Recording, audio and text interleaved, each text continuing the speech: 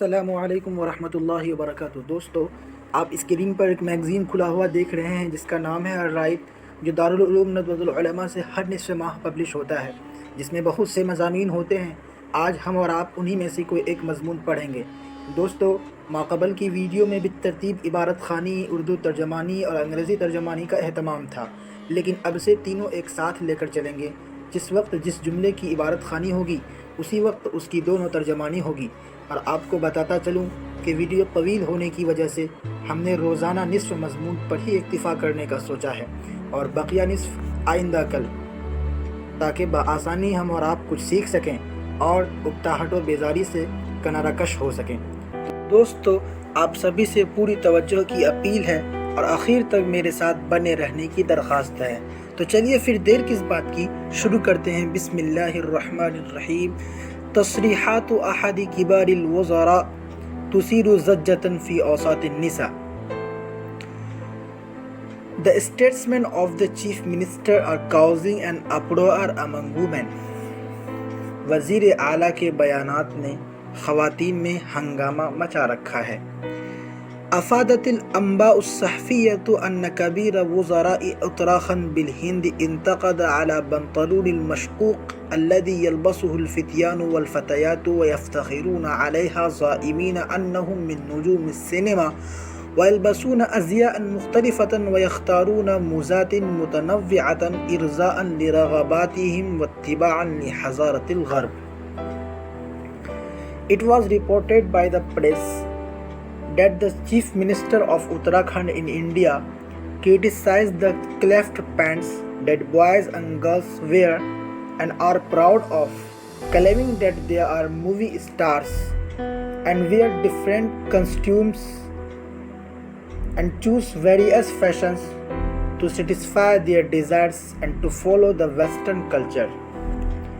Press conference کی اطلاع کے مطابق ہندوستان کے صوبہ اتراکھنڈ کے وزیر اعلیٰ نے اس ایکسیڈنٹل پینٹ یا اس درار پتلون پر تنقید کیا ہے جسے نوجوان مرد و عورت پہن کر فخر محسوس کرتے ہیں اور اپنے آپ کو فلمی اسٹار سمجھتے ہیں، اور اپنی خواہشات کی تسکین کے لیے اور مغربی تہذیب کی پیروی میں طرح طرح کے کپڑے اور مختلف قسم کے فیشن اختیار کرتے ہیں۔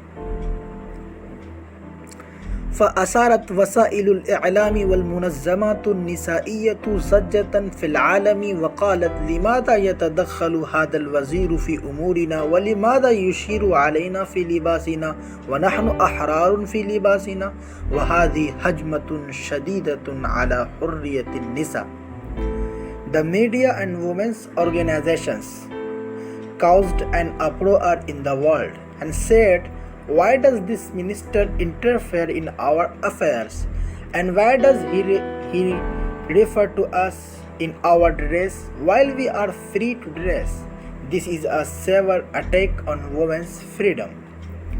بس انہی باتوں کو لے کر سوشل میڈیا اور خواتین تنظیموں نے دنیا میں شور مچا رکھا ہے، اور یہ اعتراض کیا جا رہا ہے اور یہ سوال اٹھایا جا رہا ہے کہ یہ وزیر ہمارے معاملے میں دخل اندازی کیوں کر رہا ہے، اور کیوں ہمیں ہمارے کپڑے کے تئیں مشورہ دے رہا ہے، اور کیا ہمیں اپنے کپڑے کے متعلق آزادی نہیں ہے، اور یہ خواتین کی آزادی پر ایک زبردست حملہ ہے۔ هذه العقلیة تنبئ عن التخلف والتدهور الخلقی والانحطاط الذہنی والفکری۔ This mentality foretells of backwardness, moral decline and mental and intellectual decline۔ یہ ذہنیت، یہ انداز فکر اور یہ سوچ زوال، اخلاقی گراوٹ و پسماندگی اور ذہنی و فکری پسپائی کو آشکارا کرتی ہے۔ وهذه العقلیة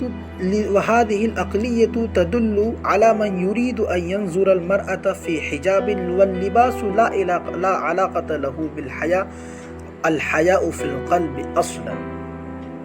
This mentality indicates who wants to look at women in a well and dress that has nothing to do with modesty and modesty in the heart at all. اور یہ فکر اور یہ ذہنیت اس آدمی کی پیش گوئی کرتی ہے جو عورتوں کو نقاب میں دیکھنا چاہتا ہے، جو عورتوں کو برقع میں دیکھنا چاہتا ہے، اور جبکہ حیا کا تعلق لباس سے بالکل بھی نہیں ہے، حیا کا تعلق اصل دل سے ہوتا ہے۔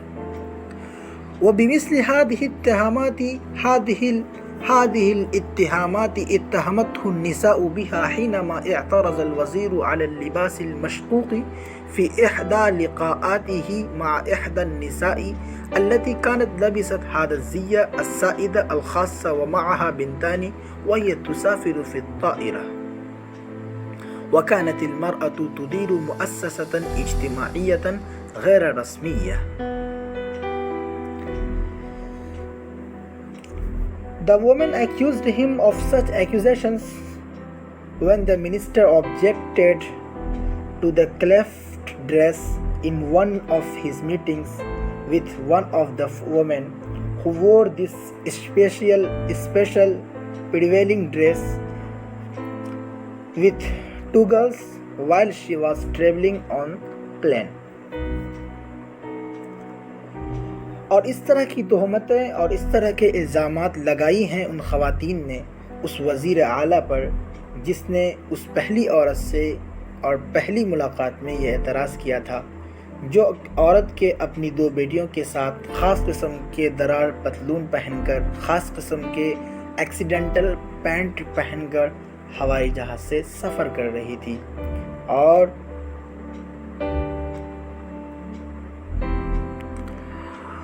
وكانت المرأة تدير مؤسسة اجتماعية غير رسمية. And this woman was running an informal social institution, NGO, non-governmental organization. اور وہ عورت غیر سرکاری ادارہ یعنی NGO چلاتی ہے. فقال هذا اللباس في الواقع غير مناسب، هذا اللباس يكشف عن أعضاء الجسم وعوراته، هذا اللباس يؤثر على تربيتهما أثرا سيئا وأنت عاملة اجتماعية.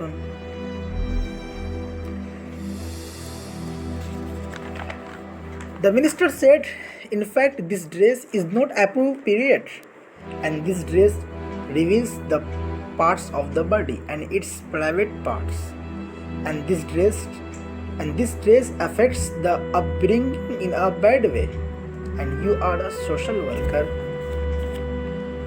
اس وزیر نے صرف اتنا کہا کہ یہ لباس واقعی غیر مناسب ہے اور یہ لباس پہننے سے جسم کے حصے دکھتے ہیں اور بے پردگی ہوتی ہے، اور اس لباس کی وجہ سے آپ کی ان دونوں بچیوں پر اور ان کی تربیت پر برا اثر پڑے گا، اور آپ تو سماجی کارکن ہیں، آپ تو سوشل ورکر ہیں. فهذا الانتقاد كان صميما ولكن أصبحت النساء أعداء له يعارضنه وهددنه بعقوبات صارمة إذا ارتكب هذا الأمر مرة ثانية. This criticism was sincere, but the women became his enemies, opposing him and threatening with him severe penalties if he committed this matter again. اور بلا شبہ یہ تنقید اور یہ اعتراض مخلصانہ تھا، لیکن خواتین ان سے ناراض و خفا ہو کر ان سے بحث و مباحثہ کرنے لگی، انہیں دوبارہ ایسی حرکت پر سخت سزا کی دھمکی دینے لگی اور سخت دھمکی آمیز باتیں کہنے لگی. تو چلیے دوستو، آج کے لیے بس اتنا ہی. مجھے امید ہے کہ آپ سبھی کو یہ ویڈیو بہت اچھی لگی ہوگی.